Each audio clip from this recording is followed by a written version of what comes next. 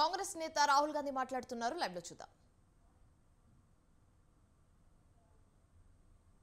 तरफ India alliance जो constitution की रक्षा करता है, लोकतंत्र की रक्षा करता है, तो ये चुनाव इन दोनों फोर्सेस के बीच में है.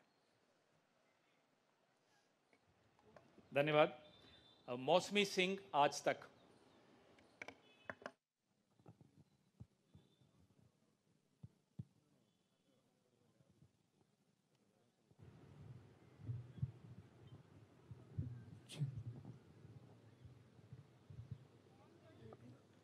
राहुल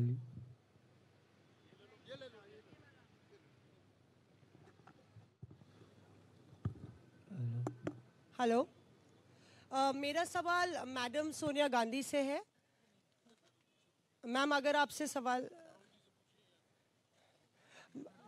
राहुल जी, आपने ओपीएस को लेके लगातार जो है झंडा बुलंद किया है. तमाम सरकारें आपकी, उन्होंने ओपीएस का वादा किया था. चिदम्बरम साहब, you had promised OPS and in Himachal and Rajasthan you implemented OPS, but in the manifesto the OPS scheme is missing. So is there a reflex?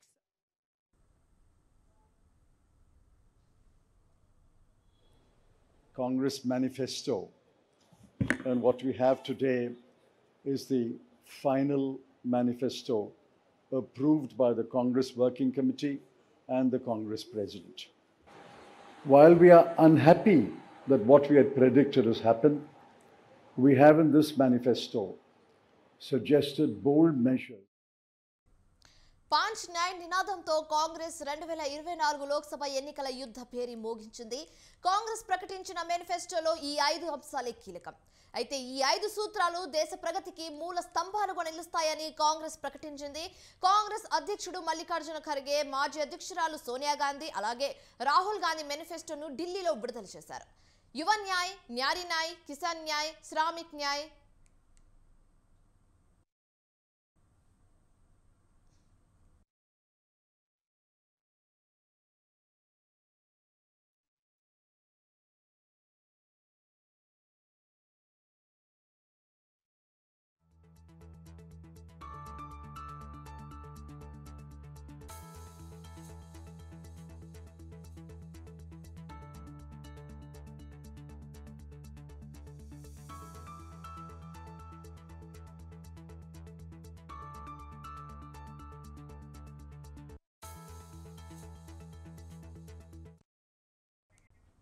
మాజీ డీసీపీ రాధాకిషన్ రావు రెండో రోజు పోలీస్ కస్టడీలో అస్వస్థతకు గురయ్యాడు. రాధాకిషన్ రావుకు బీపీ పెరగడంతో వైద్య పరీక్షలు నిర్వహిస్తున్నారు.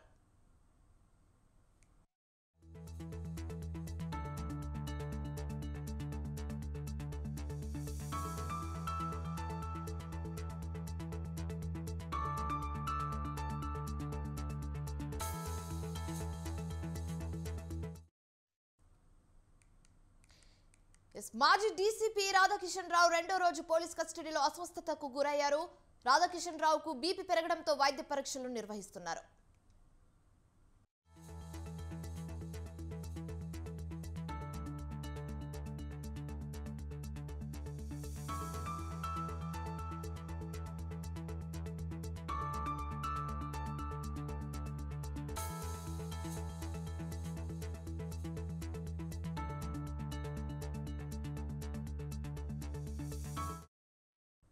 తెలంగాణలో ఫోన్ ట్యాపింగ్ కేసు సంచలనం సృష్టిస్తుంది.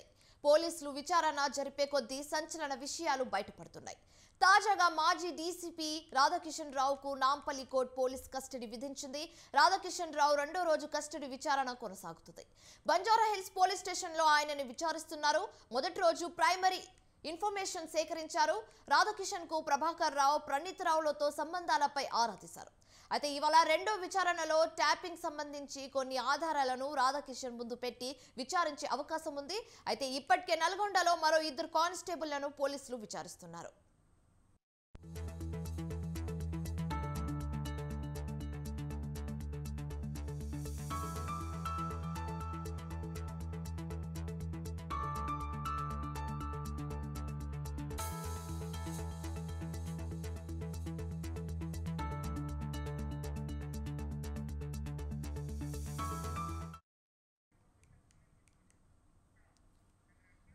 మాజీ డీసీపీ రాధాకిషన్ రావు రెండో రోజు పోలీస్ కస్టడీలో అస్వస్థతకు గురయ్యారు. రాధాకిషన్ రావుకు బీపీ పెరగడంతో వైద్య పరీక్షలు నిర్వహిస్తున్నారు. అయితే ఇదే అంశానికి సంబంధించి మరింత తాజా సమాచారం మా ప్రతినిధి ఉషా లైవ్ ద్వారా అందిస్తారు. ఉషా, చెప్పండి, రాధాకిషన్ రావు రెండో రోజు పోలీస్ కస్టడీలో ఉన్నట్టుగా తెలుస్తుంది. అండ్ అలాగే ఆయనకు బీపీ పెరగడంతో వైద్య పరీక్షలు నిర్వహిస్తున్నారు. అటు వైద్య పరీక్షలు చేస్తున్న డాక్టర్స్ కానివచ్చు, ఇటు పోలీస్ అధికారులు కానివచ్చు, ఏం చెప్తున్నారు? దీని గురించి మీ వద్ద ఉన్న పూర్తి సమాచారం ఏ విధంగా ఉంది?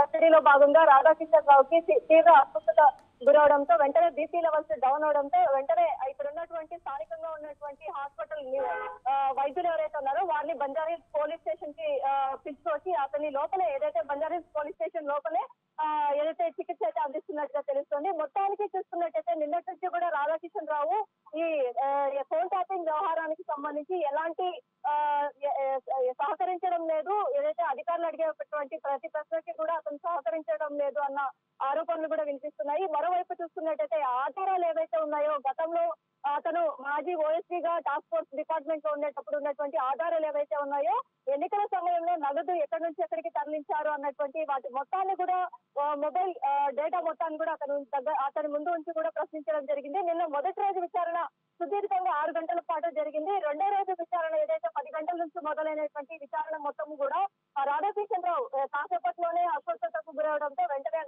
వైద్యులను అయితే బంజారాహిల్స్ పోలీస్ స్టేషన్ కు పిలిచి అతనికైతే చికిత్స అందిస్తున్నట్టుగా తెలుస్తుంది. ఓవరాల్ గా ఈ కేసుకి సంబంధించి కింగ్ పిన్ గా ఉన్నటువంటి ప్రభాకర్ రావుతో పాటు ఇతను కూడా ఇందులో ఇన్వాల్వ్ అయ్యి మొత్తం కూడా అరాచకాలన్నీ చేశారు. ఫోన్ ట్యాపింగ్ వ్యవహారంలో ఎక్కడికక్కడ గత ప్రభుత్వ హయాంలో ప్రతిపక్ష నేతల నగదు లావాదేవీలకు సంబంధించి కావచ్చు, ప్రతిపక్షాలు ఎక్కడికక్కడ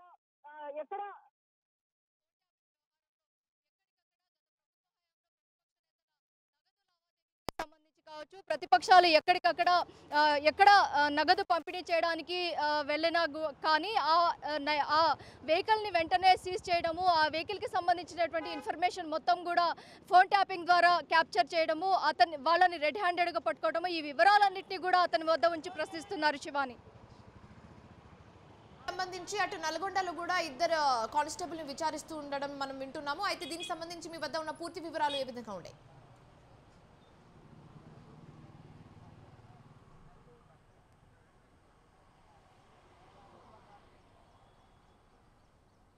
మొత్తం మీద సర్వర్ రూమ్లను ఎక్కడెక్కడ ఏర్పాటు చేశారు. మొత్తం తెలంగాణ రాష్ట్ర వ్యాప్తంగా నల్గొండ, సిరిసిల్ల, మహబూబ్ నగర్, అలాగే వరంగల్, హైదరాబాద్ ఈ 5 చోట్ల కూడా సర్వర్ రూమ్లను ఏర్పాటు చేశారు. ఈ 5 చోట్లకు సంబంధించి నల్గొండకు సంబంధించినటువంటి 2 ఇన్స్పెక్టర్లను కూడా సుదీర్ఘంగా నిన్నటి నుంచి కూడా విచారిస్తున్నారు. వాళ్ళని కూడా దర్యాప్తుకు పిలిచినట్టుగా తెలుస్తోంది. నిన్నటి నుంచి కూడా వాళ్ళు కూడా విచారిస్తున్నారు. మొత్తం మీద ఫోన్ ట్యాపింగ్ వ్యవహారంలో ఇప్పటి వరకు చూసుకున్నట్టయితే గతంలో రిమాండ్ రిపోర్ట్లో ఇచ్చినటువంటి అంశాలు ఏవైతే ఉన్నాయో వాటితో పాటు మిగిలిన అంశాలను కూడా క్రోడీకరించి ప్రశ్నలు అడుగుతున్నారు అధికారులు. ఏదైతే ఐఓ అధికారి వెంకటగిరి, అలాగే west zone DCP Vijay Kumar, వీళ్ళిద్దరు కూడా విచారిస్తున్నప్పటికీ కూడా ఈ కేసుకి సంబంధించి ముందుకు సాగడం లేదు, రాధాకిషన్ రావు సహకరించడం లేదు అన్న డే 1 విచారణలో భాగంగా రాధాకిషన్ రావు వీరికి సహకరించడం లేదు. డే 2లో కూడా ఎక్కడ కఠినతరమైన ప్రశ్నలు సంధించారో అందుకే ఇతను లో బీపీ అయిపోయి కళ్ళు తిరిగి పడిపోవడం జరిగింది. వెంటనే ఇక్కడ ఉన్నటువంటి బంజారాహిల్స్లో స్థానికంగా ఉన్నటువంటి ఎవరైతే వైద్యులు ఉన్నారో నిపుణులైనటువంటి వైద్యుల్ని కూడా పోలీస్ స్టేషన్కి తరలించి చికిత్స అయితే అందిస్తున్నట్టుగా తెలుస్తుంది. మరి కాసేపట్లో ఏదైతే తీవ్రంగా అస్వస్థత ఉన్నట్టయితే ఇతన్ని ఇక్కడ నుంచి తరలించే అవకాశం ఉంటుంది. 7 రోజుల కస్టడీలో భాగంగా రాధాకిషన్ రావు ఇప్పటి వరకు కూడా నోరు మెదపడం లేదు. వాళ్ళ వద్ద ఉన్నటువంటి ఏదైతే దర్యాప్తు బృందం అధికారుల దగ్గర ఉన్నటువంటి టెక్నికల్ ఎవిడెన్స్ ఏదైతే ఉన్నాయో వాటిని అతని ముందు ఉంచి ప్రశ్నిస్తున్నప్పటికీ ఇంతవరకు కూడా సహకరించడం లేదు అన్న వివరాలే మనకు తెలుస్తున్నాయి. మొత్తం మీద చూసుకున్నట్లయితే ఈ ఫోన్ ట్యాపింగ్ వ్యవహారానికి సంబంధించి రాధాకిషన్ రావు ఇప్పటి వరకు కూడా నోరు మెదపలేదు. మరోవైపు చూసుకున్నట్టయితే రాధాకిషన్ రావు గతంలో టాస్క్ ఫోర్స్ డీసీపీగా ఉన్న సమయంలో ప్రతి ఒక్క వాహనానికి సంబంధించి కావచ్చు, ప్రణీత్ రావుని ఎక్కువగా మానిపులేట్ చేసినటువంటి వ్యక్తుల్లో రాధాకిషన్ రావు కూడా ఒకరు.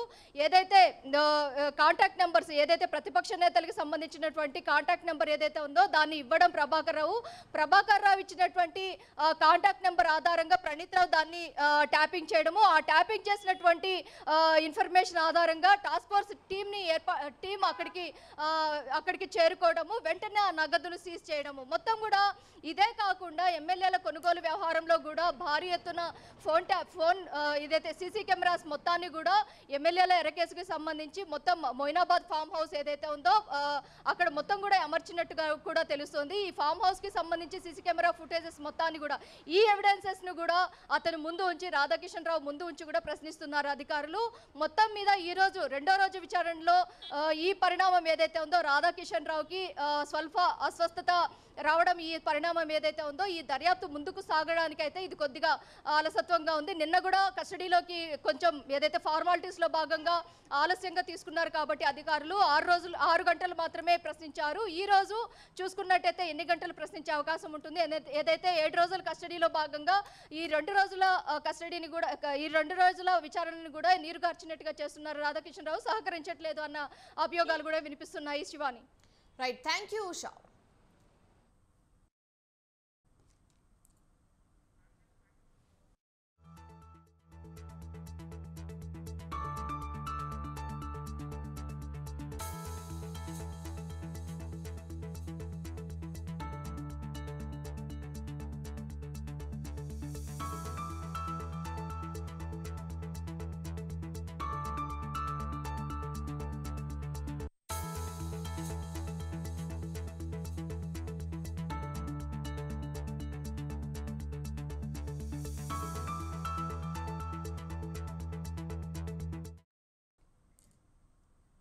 కాంగ్రెస్ నేత రాహుల్ గాంధీ మాట్లాడుతున్నారు, లైవ్ లో చూద్దాం.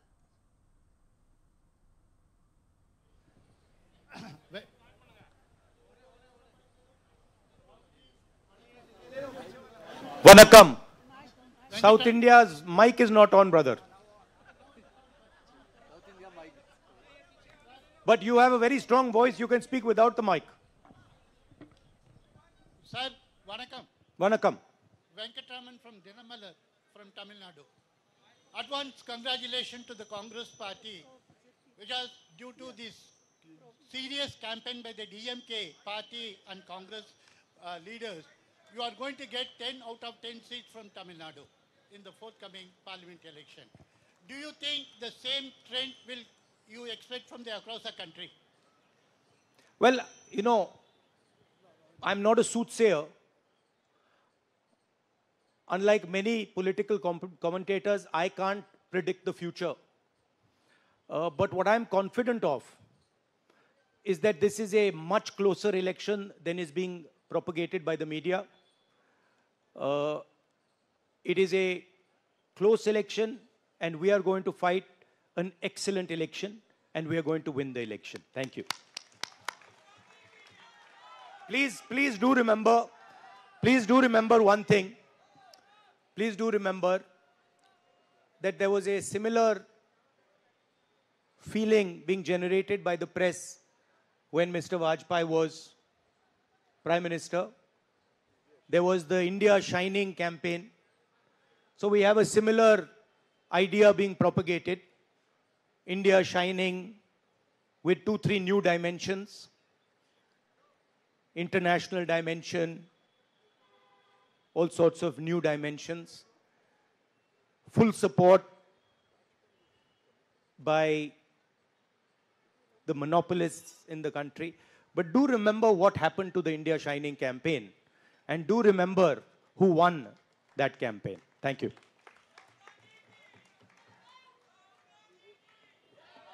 Dear friends, today already we released the Congress Manifesto of 2024.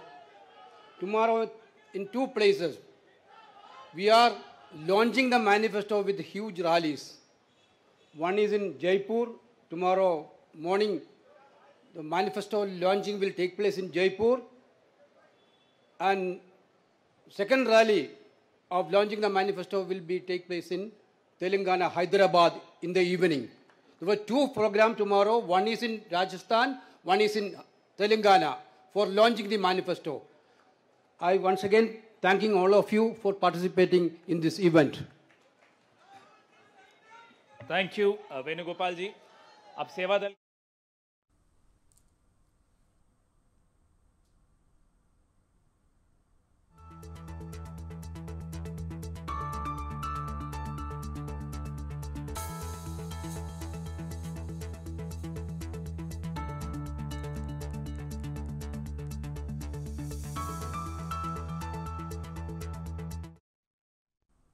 తూర్పుగోదావరి జిల్లా రాజమండ్రి పార్లమెంటు కాంగ్రెస్ అభ్యర్థి గిడుగు రుద్రరాజు ఎన్నికల ప్రచారానికి శ్రీకారం చుట్టారు. రాజనగరం నియోజకవర్గంలో కోరుకొండ లక్ష్మీస్వామి ఆలయం వద్ద ప్రత్యేక పూజలు చేసి ప్రచారాన్ని ప్రారంభించారు. రైతులకు మేలు జరగాలంటే కాంగ్రెస్ పార్టీని గెలిపించాలని ఆయన అభ్యర్థించారు. దేశంలో సంక్షేమం అమల్లోకి తెచ్చింది కాంగ్రెస్ పార్టీ అన్నారు. రాబోయే ఎన్నికల్లో హస్తం గుర్తుకు ఓటు వేసి అధిక మెజారిటీతో కాంగ్రెస్ పార్టీని గెలిపించాలని రుద్రరాజు కోరారు. నియోజకవర్గ కాంగ్రెస్ పార్టీ అభ్యర్థిగా నన్ను ఎంపిక చేయడం జరిగింది. నాతో పాటు ఈ ప్రాంతానికి శాసనసభ్యులుగా పెద్దబాబు గారిని, మా జిల్లా కాంగ్రెస్ కమిటీ అధ్యక్షులు మరి శ్రీమతి అరుణకుమారి గారిని కొవ్వూరు నియోజకవర్గం నుంచి వివిధ నియోజకవర్గాలకు సంబంధించినటువంటి శాసనసభ్యుల్ని కూడా కాంగ్రెస్ పార్టీ ఎంపిక చేసింది. ఎన్నికల ప్రచారంలో భాగంగా నిన్న కాంగ్రెస్ పార్టీ రాజమండ్రిలో మేము సమావేశాన్ని నిర్వహించి లాంఛనంగా ప్రారంభించాం. ఈ రోజు పవిత్రమైనటువంటి లక్ష్మీ నరసింహస్వామి వారి యొక్క దివ్య ఆశీస్సులు తీసుకుని వారి యొక్క ఆశీస్సులతో పాటు ప్రజలందరినీ కూడా కలవాలని చెప్పి ఈ ప్రాంతానికి రావడం జరిగింది. జాతీయ స్థాయిలో రాష్ట్ర స్థాయిలో జరుగుతున్నటువంటి పరిణామాలు మీ అందరికీ తెలుసు. జాతీయ స్థాయిలో 10 సంవత్సరాల నుంచి భారతీయ జనతా పార్టీ ఈ రాష్ట్రానికి పూర్తిగా మోసం చేసింది. ప్రధానంగా ప్రత్యేక తరగతి హోదా కానీ, విభజన హామీలు కానీ, పోలవరం లాంటి చాలా ప్రాధాన్యత సంతరించుకున్నటువంటి ప్రాజెక్టు కానీ, అదేవిధంగా వైజాగ్లో ఉన్నటువంటి స్టీల్ ప్లాంట్ని అమ్మేయడం కానీ, ఇవన్నీ చూస్తుంటే భారతీయ జనతా పార్టీ ఈ రాష్ట్రానికి ఏం చేస్తుందో మనం ఆలోచించుకోవాలి. అధ్యక్షులు మల్లికార్జున ఖార్గే గారి యొక్క ఆదేశం. ప్రకాశం జిల్లా దర్శి టీడీపీ అభ్యర్థిగా గొట్టిపాటి లక్ష్మిని అధిష్టానం ప్రకటించింది. పల్నాడు జిల్లా నర్సరావుపేట చెందిన గొట్టిపాటి లక్ష్మి దర్శి నియోజకవర్గంలోకి మొదటిసారి రావడంతో టీడీపీ శ్రేణులు ఘన స్వాగతం పలికారు. సింగరకొండ ఆంజనేయ స్వామి దేవస్థానంలో ఆమె ప్రత్యేక పూజలు నిర్వహించారు. అనంతరం నియోజకవర్గంలో ప్రచారాన్ని ప్రారంభించారు. దర్శి నియోజకవర్గాన్ని అన్ని విధాలుగా అభివృద్ధి చేస్తానని గొట్టిపాటి లక్ష్మి హామీ ఇచ్చారు.